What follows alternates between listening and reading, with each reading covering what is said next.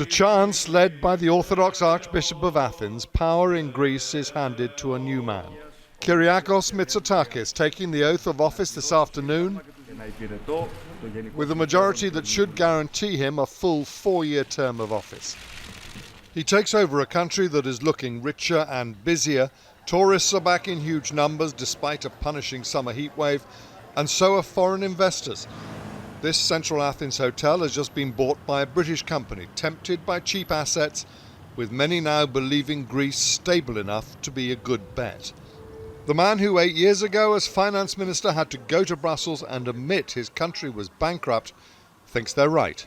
We have learned a lot. We've put in place systems, for example, where it's much harder for governments to overspend, where it is much harder for people to evade taxes, where it's much harder for a public administration to go completely out of control, as it did between 2005 and 2009, which led to the bankruptcy.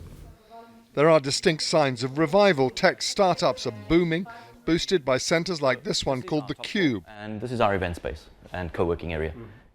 A level of activity sufficient to at least start reversing some of the brain drain. We see a lot of people that have gained some experience beyond Greece now in the EU come back and found their own companies and raise money from some of the investment funds that have emerged. But in the real economy of markets and manufacturing, things are not so rosy.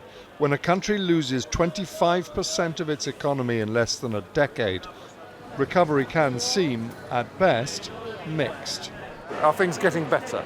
I don't know. I'm not very optimistic about that. This is good? Good. Is it better? Better now. Yes.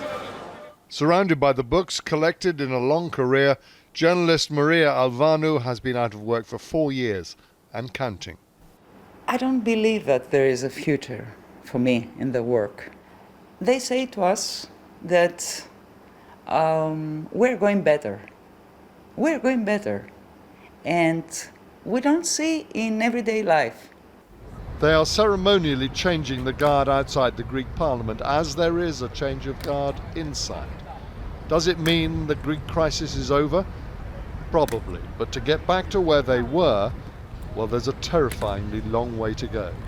James Mates, News at 10, Athens.